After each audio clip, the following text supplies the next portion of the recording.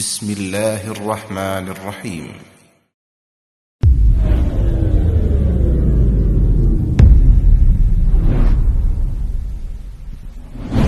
आज तो मैं सरकार को और सब लोगों को यही बताता हूँ कि अयोध्या में जिस स्थान पर भगवान राम का जन्म हुआ था, वहाँ पर मंदिर के निर्माण को कोई शक्ति रोक नहीं सकती और मंदिर वहीं बनेगा। जो अयोध्या में जो मंदिर है वो हिंदुओं का है, वो आज से नहीं है, सदियों पुराना है। उसको मुसलमान लोग बाहर तोड़ के बनाया, उसको तो हम मानने को तैयार नहीं है। राम जी का जन्म कहाँ हुआ था, इसके बारे में कोई प्रमाण है? इसके बारे में भी प्रमाण है। जो रामायण में बहुत सारे बातें हैं, उसको दस्तावेज भी प्रस्तुत किया गया है। तो राम जी का जन्म कौन सी शताब्दी में हुआ? ये तो पौराणिक बातें हैं, इसको बताना तो हमारे लिए जरा सा असंभव होगा। राम जी का जन्म कहाँ हुआ ये मालूम है, मगर कब हुआ ये नहीं मालूम। नहीं, तिथि के विषय में कोई जानकारी मुझे देना असंभव है, लगता है। ऐसा तो नहीं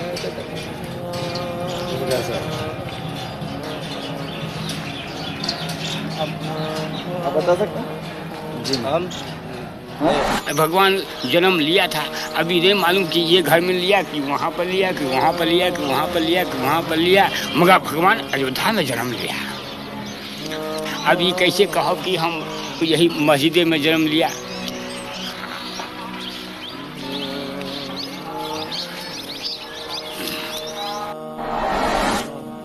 23 दिसंबर की रात मैंने देखा कि बाबरी मस्जिद में यकायक चांदनी से फूटी,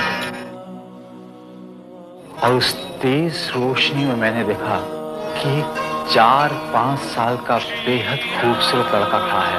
जब बेहोशी टूटी तो मैंने देखा कि सदर दरवाजे का ताला टूटकर जमीन पर पड़ा था, सिंहासन पर बुत रखा हुआ था और लोग आरती उतार रहे।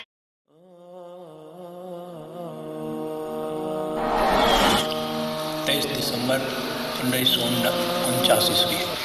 1949 से लगातार प्रतिमा रखी गई है, तब से नहीं हटाई गई अभी तक। महंत राम सेवक दास जी शास्त्री जी जो आप सामने में हैं, आपने ही रखी थी। हाँ जी, हमारे और भी सहयोगी थे, केवल मैं नहीं था। मारेंगे मर जाएंगे, मंदिर वहीं बनाएंगे, मारेंगे मर जाएंगे, मंदिर वहीं बनाएंगे। हम सब एक धर्म युद्ध की तैयारी कर रहे हैं। ये टकराव होगा, जरूर होगा।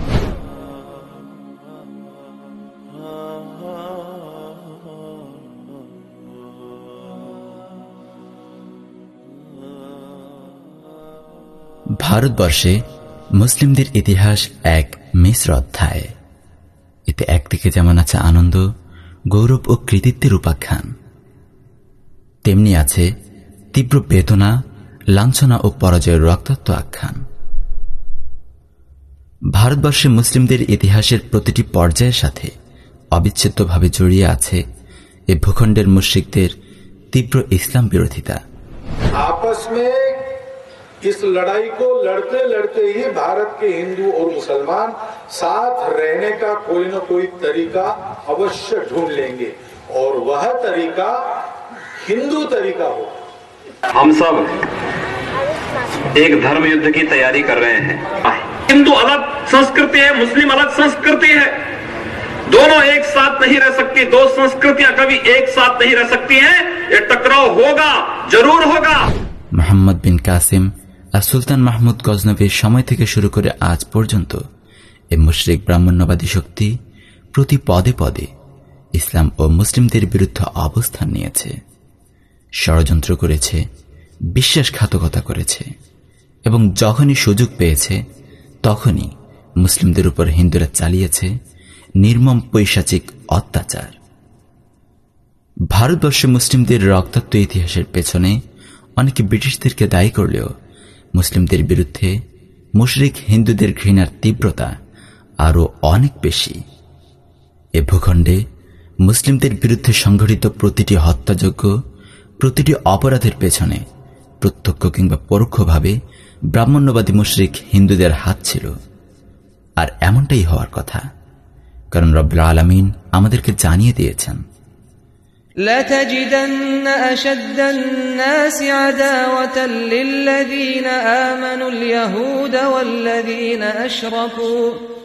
আপনি সব মানুষের চাইতে মুমিনদের প্রতি অধিক শত্রুতা পোষণকারী হিসেবে ইহুদি ও মুশরিকদেরকেই পাবেন। ভারতবর্ষের মুসলিমদের রক্তাক্ত ইতিহাসের একটি অধ্যায় বিশেষভাবে পর্যালোচনা ও চিন্তার দাবি রাখে। এ হল এমন এক বেদনাবিধুর অধ্যায় যা সমগ্র উপমহাদেশের মুসলিমদেরকে আলোড়িত করেছিল। এ ছিল এমন এক ঘটনা যা তাগুতি শাসন, জাতীয়তাবাদের মদ এবং ওয়াহানে নিমজ্জিত উম্মাহকেও সাময়িকভাবে জেগে উঠতে বাধ্য করেছিল।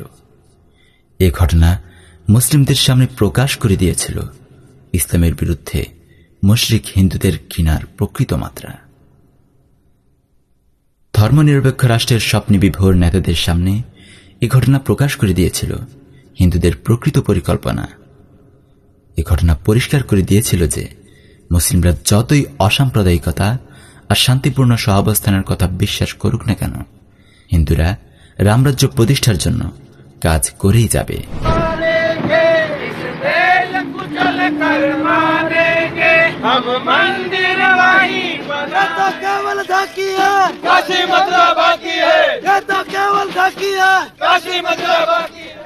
এই ঘটনা এটাও পরিষ্কার করে দিয়েছিল যে যদি হিন্দুদেরকে বাধা না দেওয়া হয়, তবে মুশরিকদের স্বপ্নের রামরাজ্যে তাওহীদের আর ঈমানের কোনো স্থান হবে না।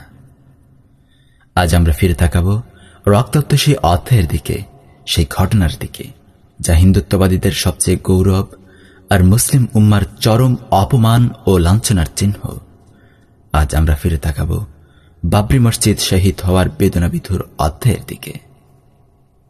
বাবরি মসজিদের গল্প শোনার জন্য আমাদেরকে ফিরে যেতে হবে প্রায় 500 বছর পূর্বে, ভারতবর্ষের উত্তরপ্রদেশের ফৈজাবাদে।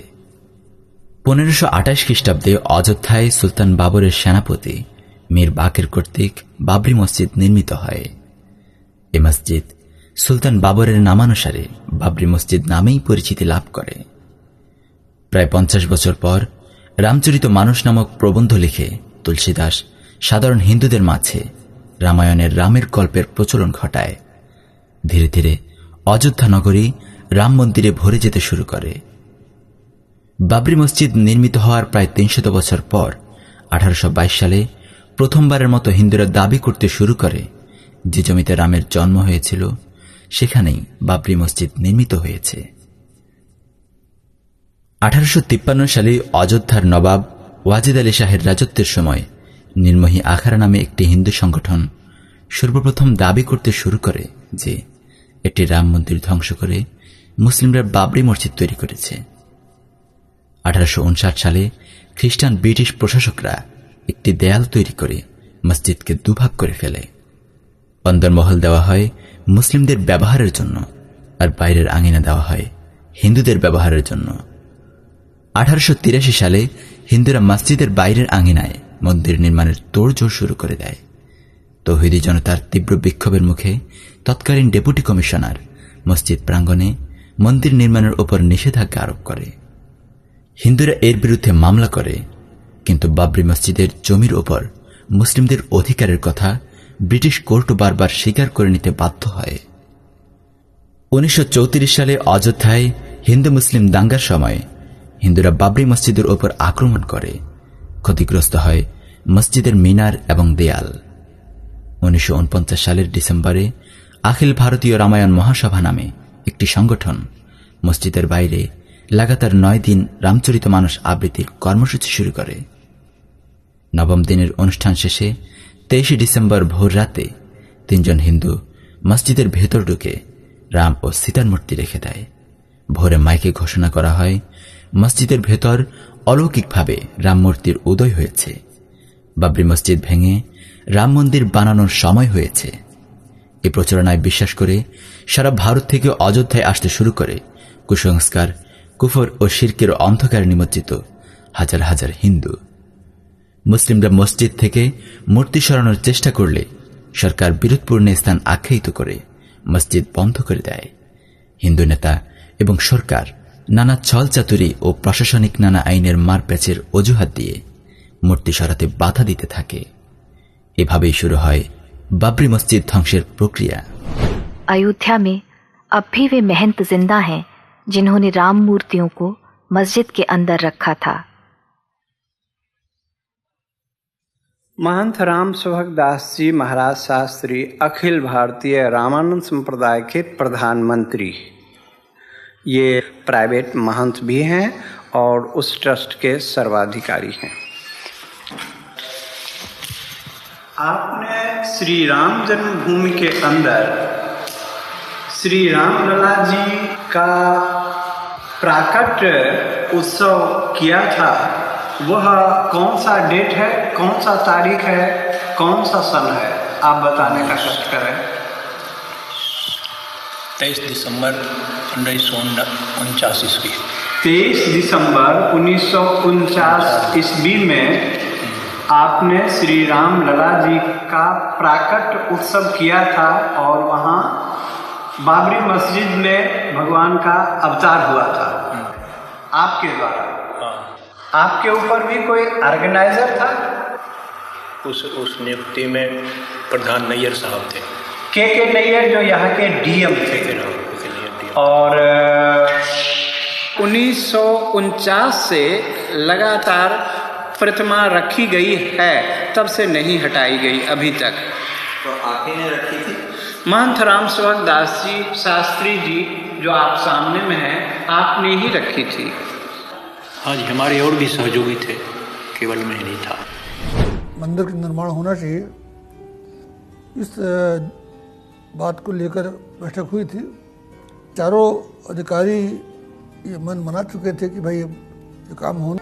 चारों अधिकारी जानते थे इस चीज़ को कि बड़ी भीड़ होगी, फिर भी जो स्टेप इन लोगों को लेना चाहिए था वो दिखाने के लिए उन्होंने जरूर लिया, लेकिन उसमें थोड़ी छूट गई। बाबरी मस्जिद के बुजुर्ग इमाम और उनके बेटे वही दिन याद करते हैं। सन 49 की रात में जब मेरे फादर हाजी अब्दुल गफ्फार साहब ईशा की नमाज़ पढ़ने के लिए गए थे, तो उस वक्त नमाज़ पढ़ा के घर जब वापस आए तो सुबह फजर की दूसरे दिन सुबह जुमे के दिन फजर की नमाज़ पढ़ाने इनको जाना था। फिर तो उतनी में मौज़न रात में आया, जो वहाँ मस्जिद में रहता था, सफाई करने वाला, झाड़ू देने वाला। उसने बतलाया कि हमारे यहाँ मस्जिद के अंदर तो मूर्ति रख दिया है बैरागियों ने। तो इन्होंने कहा कि अच्छा ठीक है, हम चल रहे हैं वहाँ, ऐसा कैसे हो सकता है। जब वहाँ आए तो डीएम ने वादा किया कि आप इस जुमे की नमाज़ कहीं अलग पढ़ लीजिए और उसके बाद में हम 2-4 जुमे में इसका फ़ैसला करके आपके हवाले कर देंगे, फिर आप इसमें नमाज़ पढ़िएगा। तो ये उसी जुमे का इंतज़ार आज तक कर रहे हैं। মূলত হিন্দু মহাপরিষদের সদস্যদের মাধ্যমে করানো হলেও এই ঘৃণ্য অপরাধের মূল পরিকল্পনা ছিল হিন্দুত্ববাদী রাষ্ট্রীয় স্বয়ংসেবক সংঘ আরএসএস এর নেতাদের। রাতের অন্ধকারে বাবরি মসজিদের ভেতর রাম ও সীতার ঘৃণ্য মূর্তি স্থাপনের বিষয়টি আড়াল করার জন্য পুরোদমে চলতে থাকে চাণক্য নীতির বা কৌটিল্যের অনুসারী ব্রাহ্মণ্যবাদীদের চতুর প্রোপাগান্ডা। পুস্তিকা, ম্যাগাজিন আর নানা ধর্মগুরুদের বক্তৃতার মধ্য দিয়ে ক্রমাগত মসজিদে মূর্তি উদয় হওয়াকে একটি অলৌকিক ঘটনা হিসেবে প্রচার করা হতে থাকে। সারা ভারত জুড়ে অধিকাংশ সাধারণ মূর্খ হিন্দুরা বিশ্বাস করতে শুরু করে অলৌকিকভাবে বাবরি মসজিদে মূর্তি উদয় হওয়ার কারণে যে কোনো মূল্যে রামের সন্তুষ্টির জন্য বাবরি মসজিদ ভেঙে রাম মন্দির নির্মাণ করতে হবে। বিস্ময়কর ব্যাপার হল, এক্ষেত্রে মসজিদুল আকসার ঘটনার সাথে বাবরি মসজিদের ঘটনার বেশ কিছু মিল পাওয়া যায়। মসজিদুল আকসার ক্ষেত্রেও ইহুদিরা বিশ্বাস করে মসজিদ ভেঙে তৃতীয় মন্দির নির্মাণের আগে তাদের মসিহের আগমন হবে না, আর তারা যে মসিহের জন্য অপেক্ষা করছে সে হল মসিহাত দাজ্জাল। বাবরি মসজিদের ক্ষেত্রেও হিন্দুরা মসজিদ ভেঙে মন্দির নির্মাণ করতে চাচ্ছে রামের সন্তুষ্টির জন্য। মানবরচিত কথিত ধর্মনিরপেক্ষ আইন সব দিক দিয়ে হিন্দুদের নিরাপত্তা ও সহায়তা দিচ্ছে। তবে দুঃখের বিষয় হল, মসজিদুল আকসার বিষয়টির ব্যাপারে সারা বিশ্বের মুসলিমরা জানলেও বাবরি মসজিদের ব্যাপারে উপমহাদেশের বাইরে অনেক মুসলিমরাই জানে না, আর উপমহাদেশের মুসলিমদের মধ্যেও অনেকেই এ ঘটনার পেছনের পটভূমি ও ইতিহাস সম্পর্কে ধারণা রাখে না। 1980-র দশকে ভারতীয় জনতা পার্টি বিজেপি বাবরি মসজিদ ভেঙে মসজিদ প্রাঙ্গণে রাম মন্দির নির্মাণের পক্ষে ব্যাপকভাবে প্রচারণা শুরু করে। চতুর বিজেপি এ রাজপথের আন্দোলনের জন্য কাজে লাগায় বিশ্ব হিন্দু পরিষদ, বজরং দলসহ আরএসএস এর সাথে যুক্ত বিভিন্ন তৃণমূল সংগঠনকে। তবে এই আন্দোলনের নেতৃত্ব বিজেপির তৎকালীন নেতা লালকৃষ্ণ আদভানির হাতেই ছিল। 1986 সালে কংগ্রেস নেতা ও তৎকালীন প্রধানমন্ত্রী রাজীব গান্ধীর সিদ্ধান্তে বাবরি মসজিদকে হিন্দুদের জন্য খুলে দেওয়া হয়। এ সময় কেবল পুরোহিতরাই মসজিদে প্রবেশ করতে পারত। মুসলমানরা বাবরি মসজিদ অ্যাকশন কমিটি গঠন করলেও তা হিন্দুদের বিরুদ্ধে প্রতিরোধ গড়ে তুলতে ব্যর্থ হয়। শুরু হয় মসজিদের পবিত্র প্রাঙ্গণে শিরকের ঘৃণ্য উৎসব। 1989 সালে বিজেপির পৃষ্ঠপোষকতায় বিশ্ব হিন্দু পরিষদ মসজিদের পাশেই মন্দিরের ভিত্তিপ্রস্তর স্থাপন করে। 1990 সালের সেপ্টেম্বরে হিন্দুত্ববাদী নেতা আদভানি সোমনাথ থেকে অযোধ্যায় বাবরি মসজিদ প্রাঙ্গণ পর্যন্ত এক রথযাত্রা শুরু করে। এই কর্মসূচির উদ্দেশ্য ছিল বাবরি মসজিদ ভেঙে রাম মন্দির নির্মাণের পক্ষে ব্যাপক জনমত গড়ে তোলা এবং বাবরি মসজিদ প্রাঙ্গণ দখল করা। রথযাত্রা চলাকালীন সময়ে চালানো হয় ব্যাপক ইসলাম ও মুসলিম বিদ্বেষী প্রোপাগান্ডা। বজরং দল এবং বিশ্ব হিন্দু পরিষদের স্বেচ্ছাসেবকেরা প্রতিটি গ্রামে, প্রতিটি সড়কে পোস্টার, লিফলেট ও পুস্তিকা বিতরণ করে। এসব পোস্টার ও লিফলেটের মাধ্যমে ছড়ানো হয় মুসলিমদের বিরুদ্ধে তীব্র ঘৃণার বিষ। হাজার হাজার হিন্দু স্বতঃস্ফূর্তভাবে এই কর্মসূচিতে অংশগ্রহণ করে। ইসলামের বিরুদ্ধে হিন্দু মালাউনদের ঘৃণাপূর্ণ দৃষ্টিভঙ্গির কারণেই বিজেপির এই কর্মসূচি ব্যাপক সফলতা লাভ করে। তৎকালীন সরকার নির্বিঘ্নে এই কর্মসূচি চলতে দেয়। শেষ পর্যন্ত নামকে ওয়াস্তে আদভানিকে গ্রেপ্তার করে বিলাসবহুল সরকারি বাংলোতে রাখা হয়। অন্যদিকে রথযাত্রা এগোতে থাকে বাবরি মসজিদের দিকে। 1990 সালের অক্টোবরের শেষ দিনগুলোতে অযোধ্যায় জড়ো হয় প্রায় 70,000 উন্মত্ত হিন্দু। 30 অক্টোবর পুলিশের চোখের সামনেই হাতুড়ি ও কোদাল নিয়ে হিন্দু সন্ত্রাসীরা বাবরি মসজিদের উপর হামলা চালায়। শেষ পর্যন্ত মসজিদ প্রাঙ্গণ থেকে সন্ত্রাসীদের সরানোর আগে ক্ষতিগ্রস্ত হয় মসজিদের দেয়াল ও মিনারের কিছু অংশ। 1992 সালের ডিসেম্বর মাস বিজেপি, বিশ্ব হিন্দু পরিষদ, বজরং দল এবং তাদের সহযোগী সংগঠনগুলো 6 ডিসেম্বর বাবরি মসজিদের বাইরে এক র্যালির আয়োজন করে। হিংস্র শকুনের মতো 1.5 লক্ষ আরএসএস স্বেচ্ছাসেবক জড়ো হয় মসজিদের চারপাশে। মুরলী মনোহর যোশী, উমা ভারতী এবং আদভানি সহ হিন্দু নেতা ও পুরোহিতরা বক্তৃতার মাধ্যমে ক্রমাগত উপস্থিত হিন্দুদের উত্তেজিত করতে থাকে।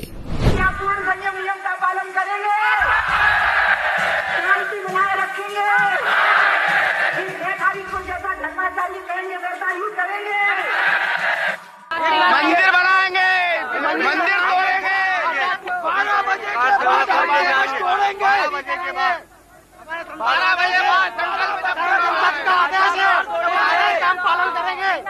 12 बजे के बाद क्यों आए लोग? और 1 बजे के बाद सभी गांव सेवक अंदर घुस जाएंगे मंदिर के अंदर, अभी अंदर। দুপুরের দিকে এক মালাউন সন্ত্রাসী মসজিদের মিনারে উঠে বাকিদেরকে সিগন্যাল দেয়। শুরু হয় বাবরি মসজিদের উপর মালাউনদের হামলা। মাত্র কয়েক ঘন্টার ব্যবধানে ভারতবর্ষের মুসলিমদের গৌরবোজ্জ্বল ইতিহাসের চিহ্ন পরিণত হয় ভারতবর্ষের মুসলিমদের সবচেয়ে ঘৃণ্য অপমান, লাঞ্ছনা ও পরাজয়ের চিহ্নে।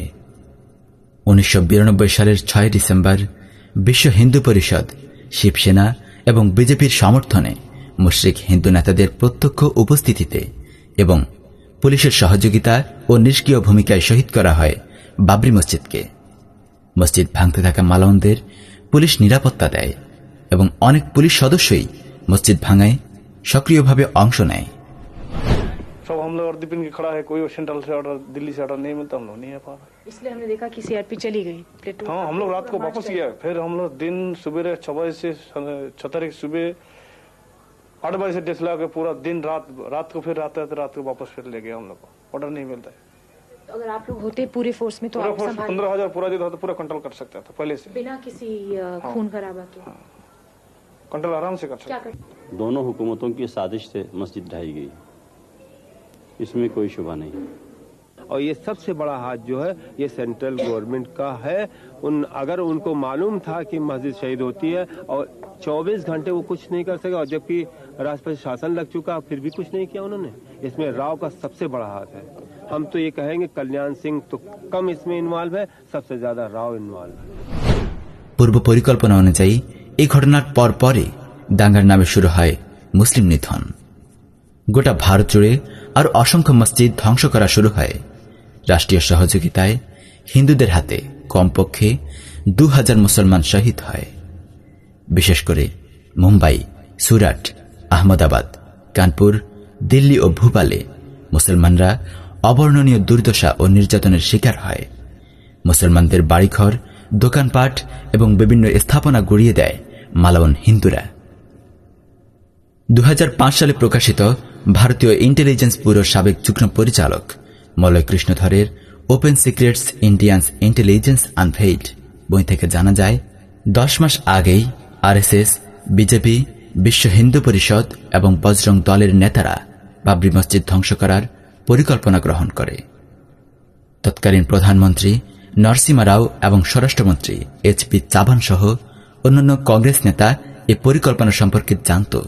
বাবরি মসজিদ শহীদ হওয়ার সময় মলয় কৃষ্ণধর সশরীরে সাংবাদিকদের ছদ্মবেশে ঘটনাস্থলে উপস্থিত ছিল। As the head of the government, he was having daily intelligence input from the agency about machinations inside the RSS, Vishwa Hindu Parishad, and Shiv Sena, and all that, and their preparations to demolish the disputed structure. On 25th November, IB inputs again indicated what the car Sevaks wanted to do on December 6th. The PMO had videographic evidence of the car Sevaks training in Ayodhya, obtained by undercover IB sleuths. 2009 সালে হিন্দু বিচারপতি Manmohan Singh লিবারহানের report থেকে জানা যায় নেতাদের এই দৃষ্টিভঙ্গি এটা স্পষ্টভাবে প্রকাশ করছিল যে তারা সবাই এই মসজিদ ভাঙার ব্যাপারে একমত হয়েছে। যদি তারা চাইত তাহলে মসজিদকে ধ্বংস হওয়া থেকে সহজেই রক্ষা করতে পারত।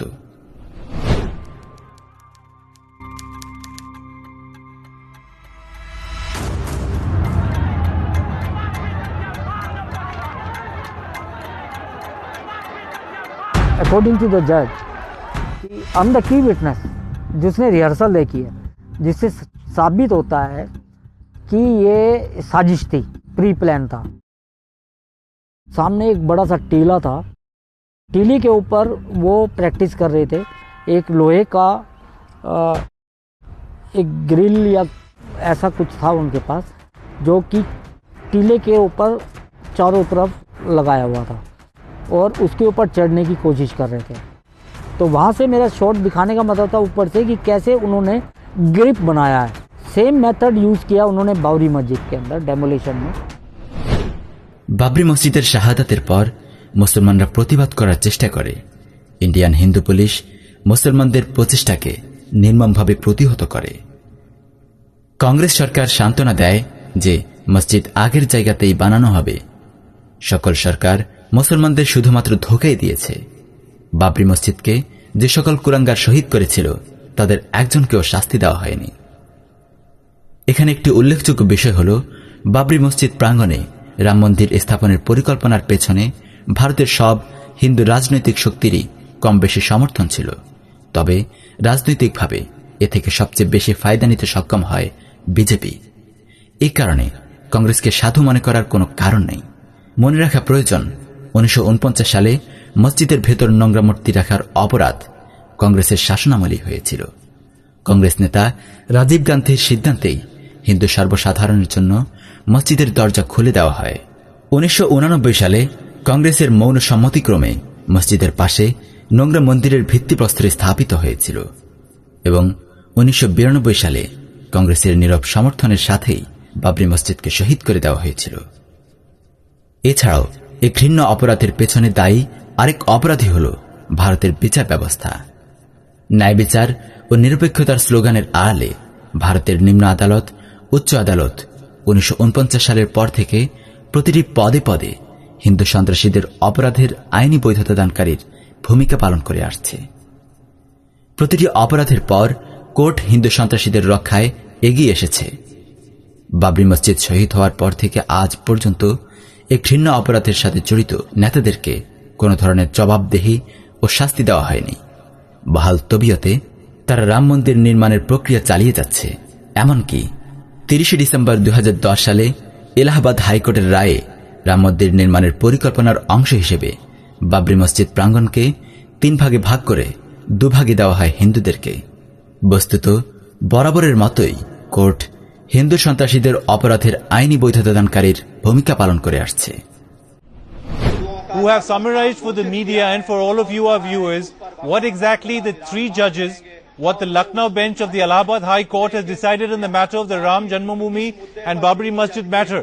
The essential fact that appears to have emerged is that the 3 justices have decided to bifurcate the land into 3 parts. 1/3 of this land will be given to the Muslim community. 2/3 of this land will be kept aside for the Hindu community. The judges have agreed that this spot was the birthplace of Lord Ram.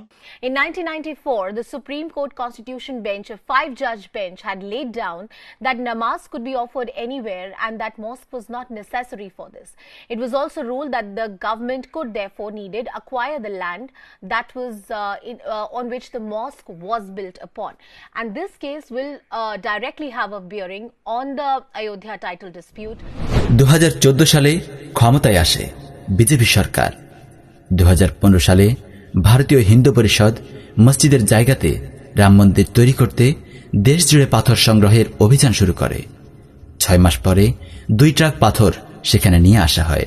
Mahanta নিত্য গোপাল দাস দাবি করে মন্দির নির্মাণের সবুজ সংকেত দিয়েছে মোদী সরকার। भगवान की कृपा से मोदी की सरकार आ गई है और लक्षण हम लोगों को लग रहे हैं। हम लोगों की हिंदुओं की जो भावना है उसकी पूर्ति निश्चित ही समय पे जल्दी से जल्दी होगी। योगी आदित्यनाथ जी उत्तर प्रदेश की मुख्यमंत्री पद पर बैठे हैं और नरेंद्र मोदी जी भारत के प्रधानमंत्री की कुर्सी पर बैठे हैं। मैं आप सबको विश्वास दिलाता हूं, मंदिर बनेगा, मंदिर बनेगा, मंदिर बनेगा। जय। मार्च मासे বিজেপি হিন্দু সরকার বাবরি মসজিদ গণহত্যায় শরিক বড় বড় হিন্দু নেতাদেরকে নিরপরাধ সাব্যস্ত করে। পদ্ম বিভূষণ শ্রী এল.কে. আডবাণী বাবরি মসজিদ ধ্বংসে অগ্রণী ভূমিকা পালন করার কারণে 2015 সালে মালাউন লালকৃষ্ণ আডবাণীকে ভারতের 2য় সর্বোচ্চ রাষ্ট্রীয় পুরস্কার পদ্মভূষণ প্রদান করা হয়। মালাউন হিন্দু সন্ত্রাসীদের হাতে বাবরি মসজিদের শাহাদাতের ঘটনা আবারও মুসলিম ভূখণ্ডগুলোর ওপর চেপে বসা মোরতাদ শাসক গোষ্ঠীর মুখোশ উন্মোচন করে দেয়। আল্লাহর কিতাবের বদলে আমেরিকা এবং আমেরিকার গোলাম জাতিসংঘের অনুসরণ করা এই শাসক গোষ্ঠীর কেউ কেউ নামমাত্র বিবৃতি দিয়ে নিন্দা জানিয়েই ক্ষান্ত হয়, আর অন্যরা তা করা থেকেও বিরত থাকে। উপমহাদেশের সাধারণ দিনদার মুসলিমগণ প্রতিবাদে রাস্তায় নেমে আসেন। মিছিল, মিটিং, সভা সমাবেশ, লং মার্চ করা হয়। যদিও ইতিহাস সাক্ষ্য দেয় এগুলো কোনো কালেই ফল বয়ে আনেনি, বরং কুফফার গোষ্ঠী এগুলোর মাধ্যমে মূলত মুসলিমদের জিহাদের বিধানকে ভুলিয়ে রাখতে চায়। কিন্তু এই সকল তাগুত শাসক এবং তাদের রক্ষী বাহিনীগুলো এই সামান্য প্রতিবাদের বিরুদ্ধে শক্তি প্রয়োগের পথ বেছে নেয়। বস্তুত আওয়ামী লীগ হোক আর বিএনপি হোক, হাসিনা, খালেদা, নওয়াজ, মোশাররফ কিংবা ভুট্টো, নাম যাই হোক না কেন, মুসলিম বিশ্বের মোরতাদ শাসক গোষ্ঠী কাফের মুশরিকদেরকে অন্তরঙ্গ বন্ধু হিসেবে গ্রহণ করেছে। ঈমান ও তাওহীদের বদলে এরা কুফর ও শিরকেই বেছে নিয়েছে।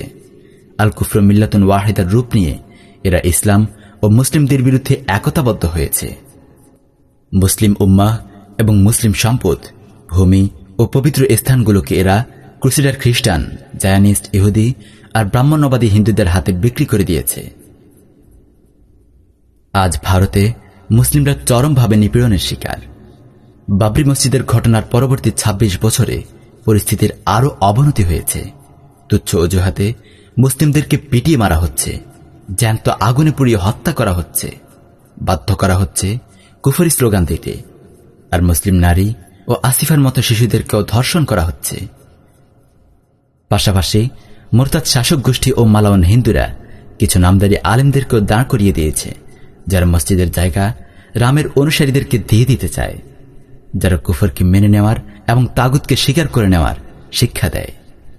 মুশরিক ইন্ডিয়ান আর্মির বিরুদ্ধে লড়াইয়ে শহীদ হওয়া কাশ্মীরের সিংহ সুলতান জাবুল আল হিন্দ রহমাহুল্লাহ যে কথাগুলো বলেছিলেন তা আমাদের অন্তরে গেঁথে নেওয়া উচিত। ये वही दुश्मन है जिसने आज से 25 साल पहले एक मस्जिद को शहीद किया था। वो बाबरी मस्जिद जो हमारे ईमान की निशानी थी, जो उस वक्त की गवाह थी जब वो हिंदुस्तान में इस्लाम का गलबा था। इस दुश्मन की निगाह सिर्फ एक बाबरी मस्जिद पर नहीं बल्कि हर गली की हर मस्जिद पे है। इस दुश्मन की नजर हर ईमान वाले के ईमान पे है और इसने अपनी मिशन की तैयारी की हुई है। ये जल्दी से अपने मंसूबे वज़ा कर रहा है। ये हिंदू मक्कार अपने रंग तब तक बदलते रहेगा जब तक इसका मिशन पूरा ना हो जाए। और इसका मिशन हिंदुस्तान में एक मुसलमान का कत्ल है, चाहे वो बच्चा हो या बूढ़ा, चाहे वो औरत हो या मर्द, चाहे वो हमारे वालिद हो या हमारे भाई। इस दुश्मन की दुश्मनी हमारे वजूद से है, इसकी दुश्मनी हमारी ईमान से है, इसकी दुश्मनी हमारे नाम से है, इसकी दुश्मनी हमारी कलिमे से है और इसकी दुश्मनी हमारी नमाज से है।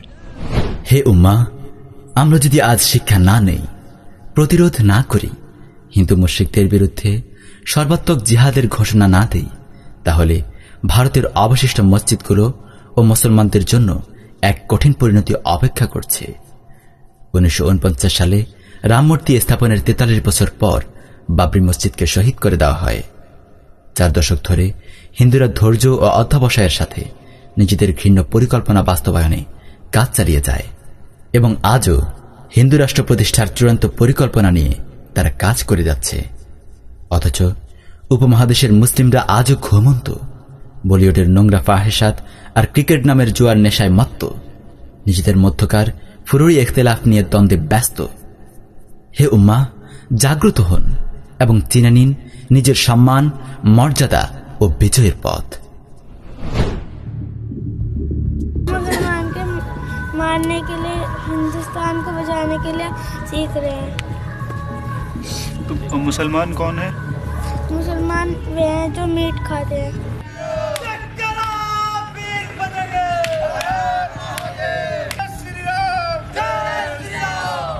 मिलाओ, पहले तीनों चीज को मिलाओ, मैं बताऊंगा। मिल गए तीनों? फायर। आपको ये समझना होगा कि मुसलमानों ने, व्हेन आई से मुसलमान इट डज नॉट मीन इस्लाम, उनका एक पॉलिटिकल रोड मैप है। उन्होंने दुनिया को 3 हिस्सों में बांटा है। एक दारुल अमन, दूसरा दारुल हरब, तीसरा दारुल इस्लाम। पूरे विश्व को इस्लाम में कन्वर्ट करना, ऐसे इरादों से political activist, those who are belong to the Islam, they are doing this activity. And I believe that's what's called Akhand Bharat, undivided India in some circles, Hindu national circles.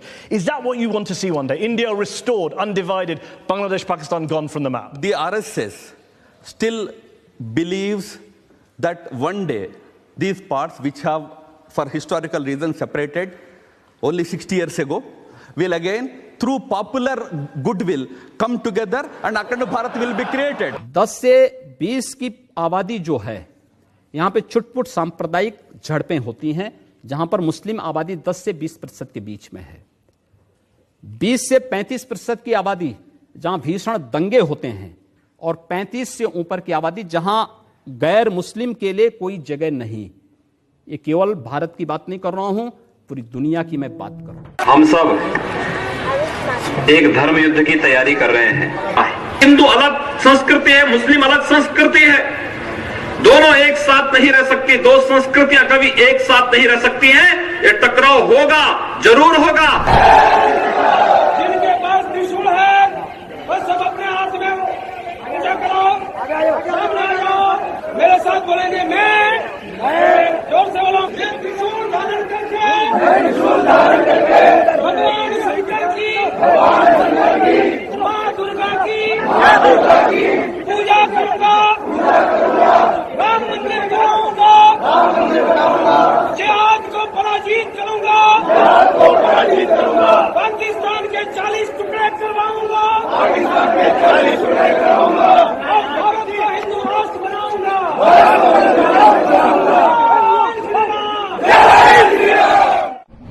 القول قول الصوارم كي تسترد المظالم حتى الأراذيل ساموا رسول أهل العزائم ما دنسوا لي حمانا لو طوقته الضراغم الحمد لله وحده والصلاة والسلام على من لا نبي بعده أما بعد আমার প্রিয় মুসলিম ভাই ও বোনেরা, আজ মুসলিম উম্মাহ ইতিহাসের এক অত্যন্ত গুরুত্বপূর্ণ মুহূর্তে অবস্থান করছে। উপমহাদেশের মুসলিমরা এমন এক সন্ধিক্ষণে উপস্থিত হয়েছে যা তাদের জীবনকে সম্পূর্ণভাবে পরিবর্তন করে দেবে। চারিদিক থেকে কাফির মুশরিকরা আমাদের বিরুদ্ধে জড়ো হয়েছে। ক্রুসেডার পশ্চিমা আর জায়নিস্ট ইয়াহুদীদের পৃষ্ঠপোষকতায় মালাউন বৌদ্ধ আর হিন্দুরা আমাদের উপর ঝাঁপিয়ে পড়েছে। বার্মা থেকে শ্রীলঙ্কা, আরাকান থেকে আসানসোল, আসাম থেকে কাশ্মীরে মালাউনের দল মুসলিমদের রক্ত নেশায় উন্মাদ হয়ে উঠেছে। আমাদের বোনদের ধর্ষণ করা হচ্ছে, আমাদের সন্তানদের, আসিফাদের ধর্ষণের পর হত্যা করা হচ্ছে। গরু পূজারীরা রাস্তায় মুসলিমদের পিটিয়ে মারছে, লাভ জিহাদের অজুহাতে জ্যান্ত পুড়িয়ে মারছে। তাওহীদে বিশ্বাসীদের তাগুত রামের নামে স্লোগান দিতে বাধ্য করা হচ্ছে। অথচ আজও আমরা মজে আছি নোংরা নাচ গান আর ক্রিকেটের নেশায়। আজও আমরা মজে আছি ঘৃণ্য জাতীয়তাবাদ, ব্রিটিশদের ধরিয়ে দেয়া পতাকা আর মানব রচিত তন্ত্রমন্ত্রের নেশায়। হায়নার দল আমাদের ঘিরে ফেলেছে। এখন যদি আমরা না উঠি তাহলে কখন? এখন যদি আমরা ঘুরে না দাঁড়াই তাহলে কখন? হে মুসলিমগণ, সেই আল্লাহর উপর ভরসা রাখুন যিনি ইব্রাহিমকে নমরুদের উপর, মুসাকে ফিরআউনের উপর, দাউদকে জালুতের উপর, মুহাম্মদ সাল্লাল্লাহু আলাইহি ওয়াসাল্লামকে আহজাবের উপর বিজয়ী করেছিলেন। সেই আল্লাহকে ভয় করুন যিনি ধ্বংস করেছেন কওমে আদ, সামুদ, কওমে লূত আর অহংকারী কুরাইশকে, যিনি কুন ফায়াকুন দিয়ে আকাশ সমূহকে সমুন্নত করেছেন কোন স্তম্ভ ব্যতি রেখে। এই আল্লাহ কি তার বান্দাদের জন্য যথেষ্ট নন? এই আল্লাহ কি বিজয় দেওয়ার জন্য যথেষ্ট নন? এখনই সময় ক্রুসেডার ও ব্রাহ্মণ্যবাদী শক্তি এবং তাদের দালাল মুরতাদ শাসক গোষ্ঠীর বিরুদ্ধে অবস্থান নেবার। এখনই সময় মুশরিকদের বিরুদ্ধে একতাবদ্ধ হবার। এখনই সময় হাজার বছরের দেনা পাওনার হিসেব মেটানোর। আর আসমান জমিনের মালিক তো সুসংবাদ দিয়েই দিয়েছেন, কাতাবাল্লাহু লাআগলিবান্না আনা ওয়া রুসুলি ইন্নাল্লাহা কাওয়িয়্যুন আজিজ। আল্লাহ তাআলা লিখে দিয়েছেন যে আমি ও আমার রাসূলগণ অবশ্যই বিজয়ী হব। নিশ্চয়ই আল্লাহ মহাশক্তিমান, মহাপরাক্রমশালী। আমরা উলামায়ে কেরামগণকে আহ্বান জানাই আল্লাহ ও তার রাসূলের সুন্নাহ এবং নববী মানহাজকে আঁকড়ে ধরতে। আপনারা আমাদের মাথার তাজ, আপনারা নবীর ওয়ারিস। উম্মার এই ক্রান্তি লগ্নে আপনারা এগিয়ে আসুন। আপনারা দেখেছেন আরাকানে কি হয়েছে, আপনারা দেখেছেন আসানসোলে কি হয়েছে, আপনারা দেখেছেন কাশ্মীরে কি হচ্ছে, আসামে কিসের পায়তারা চলছে। আপনারা দেখেছেন ওয়াজিরিস্তানের গর্বিত মুয়াহিদ গোত্রসমূহ আর লাল মসজিদের সাথে কি আচরণ করা হয়েছে। আপনারা দেখেছেন শাপলা চত্বরে কি হয়েছে। হে সম্মানিত উলামাগণ, আল্লাহর পক্ষ থেকে আপনাদের উপর অর্পিত দায়িত্ব পালনে সচেষ্ট হন। বিভ্রান্ত উম্মাকে দিক নির্দেশনা দিন। আপনারা মিম্বার থেকে ঘোষণা করুন সার্বভৌমত্ব কেবল আল্লাহর, কোন রাষ্ট্রের না। উম্মাকে স্মরণ করিয়ে দিন আমাদের আনুগত্য কেবল আল্লাহর প্রতি, বাংলাদেশ, পাকিস্তান কিংবা ভারতের প্রতি না। উম্মতে মুহাম্মাদির অনুসরণীয় কিতাব একটি, মানব রচিত কোনো সংবিধান না। আমাদের উদ্দেশ্য ইসলামী রাষ্ট্র তথা পূর্ণাঙ্গ শরিয়ার শাসন, সেকুলার কুফরি আইনে চালিত কোনো কথিত ইসলামী প্রজাতন্ত্র না। আপনারা উম্মতকে জানিয়ে দিন আমাদের পতাকা কেবল তাওহীদের পতাকা, কালেমার পতাকা, কোনো চাঁদ তারা, তেরঙ্গা কিংবা লাল সবুজের পতাকা না। আপনারা পরিষ্কার করে দিন আমাদের মানহাজ হলো তরবারি আর পথ প্রদর্শনকারী কিতাব, কোন তন্ত্র মন্ত্র কিংবা কল্পিত ইসলামী গণতন্ত্র না। মুক্তির রাস্তা, মর্যাদার রাস্তা, ইজ্জত ও কুওয়াতের রাস্তা একটাই, আর তা হলো জিহাদের রাস্তা। আইএসআই কিংবা অন্য কোনো এজেন্সির প্রতি না, বরং এক আল্লাহর প্রতি অনুগত হয়ে এক শরিয়া অনুযায়ী কিতাল ফি সাবিলিল্লাহ পারে উপমহাদেশের মুসলিমদের হারানো ঐতিহ্য, হারানো গৌরব ফিরিয়ে দিতে ইনশাআল্লাহ। হে উম্মার আলিমগণ, আপনারা স্পষ্ট করে বলুন, বাবরি মসজিদের ব্যাপারে কোনো দর কষাকষি শরীয়তের চোখে বৈধ না। মালাউন মুশরিকদের সাথে কোনো আতাত, কোনো চুক্তি, কোনো ছাড় আল্লাহর কাছে গ্রহণযোগ্য না। ইমারতে ইসলামিয়ার মুজাহিদিনের বিরুদ্ধে, ইসলামী শরীয়তের বিরুদ্ধে যুদ্ধরত আমেরিকার সহযোগী পাকিস্তানি আর্মি ও হুকুমতের সাথে তলোয়ার ছাড়া আর কোনো বোঝাপড়া সম্ভব না। শাপলা চত্বরের খুনি আর রাসূলুল্লাহর অবমাননাকারীদের পৃষ্ঠপোষকদের সাথে রক্তের হিসেব ছাড়া আর কোনো হিসেব নিকেশ করা বৈধ না। আপনারা উঠুন, জাগ্রত হন, আল্লাহকে ভয় করুন এবং কুফফার, মুশরিক, মুরতাদদের পরোয়া না করে নিঃসংকোচে সত্য প্রচার করুন, উম্মাহকে তাহরিদ করুন, আল্লাহ ও তার রাসূলের অনুসরণ করুন, আপনাদের দায়িত্ব পরিপূর্ণরূপে আদায় করুন। আর যদি কেউ এই দ্বীনের সাথে বিশ্বাসঘাতকতা করে, যদি কেউ আল্লাহ ও তার রাসূলের পরিবর্তে কাফির, মুশরিক, মুরতাদদের বন্ধু হিসেবে গ্রহণ করে, যদি কেউ আল্লাহর আয়াতসমূহ স্বল্প মূল্যে বিকিয়ে দেয়, তাহলে তারা জেনে রাখুক তাদের সিদ্ধান্ত, তাদের ফতোয়া মুজাহিদিনের পায়ের নিচে। হে গাভী পূজারীরা, হে হনুমান পূজারীরা, হে মালাউন মুশরিকেরা, তোমরা ভালো করে জেনে রাখো, বাবরি মসজিদের উপর চালানো প্রতিটি হাতুড়ি, প্রতিটি কোদালের আঘাত আমাদের মনে আছে। বাবরি মসজিদ শহীদ হবার পর মুসলিমদের উপর চালানো প্রতিটি আঘাতের কথা আমাদের মনে আছে। নিহত প্রতিটি মুসলিম ভাই ও বোনের কথা আমাদের মনে আছে। আমাদের হৃদয়ে আজও তাদের জন্য রক্তক্ষরণ হয়।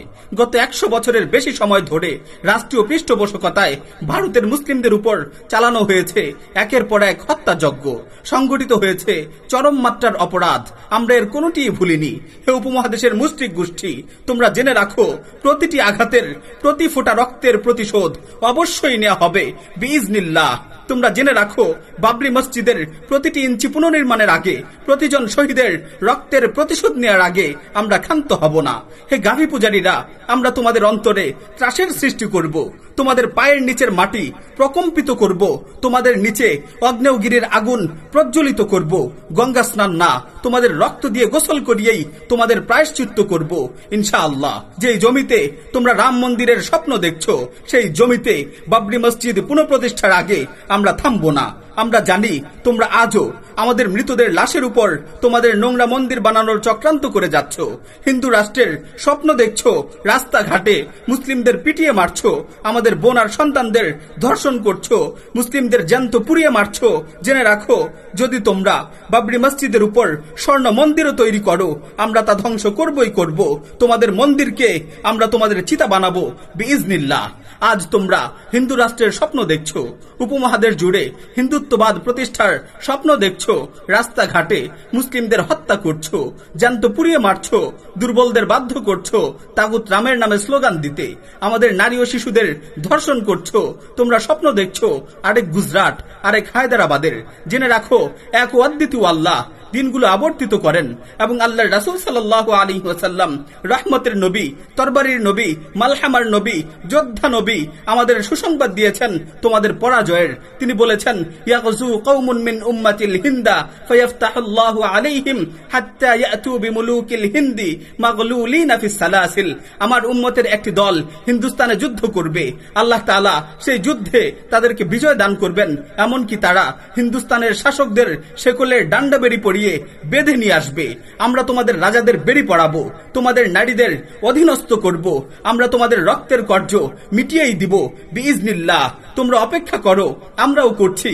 মোহাম্মদ বিন কাসিম, মাহমুদ গজনবী, মোহাম্মদ ঘুরি, কুতুবুদ্দিন আইবেক আর আওরঙ্গজেবের সন্তানেরা প্রস্তুতি নিচ্ছে। তারা শপথ করেছে, ভারতবর্ষের মসজিদগুলো যতদিন না মুক্ত হচ্ছে ততদিন পর্যন্ত মুশরিকরা কোনো জায়গাতেই নিরাপদ থাকবে না। ওয়ালিল্লাহিল ইজ্জাহ ওয়ালি রাসূলিহি ওয়ালিল মুমিনিন। নিশ্চয়ই ইজ্জত আল্লাহ, তার রাসূল এবং মুসলিমদের জন্যই। ওয়াল্লাহু গালিবুন আলা আমরি ওয়ালাকিন্না আকসারান নাস লা ইয়ালামুন। আল্লাহ নিজ কর্ম সম্পাদনে অপ্রতিহত, কিন্তু অধিকাংশ মানুষ তা জানে না। ये उनकी हुकूमत है, ये उनका जमाना है, ये उनकी हुकूमत है, ये उनका जमाना है। ये उनकी हुकूमत है, ये उनका जमाना है। एक वक्त वो आएगा हम उनको बता देंगे, एक वक्त वो आएगा हम उनको बता देंगे। बाबर तेरी मस्जिद में हम फिर से अज़ान देंगे, अब जुल्म के तूफान को हम हक से दबा देंगे।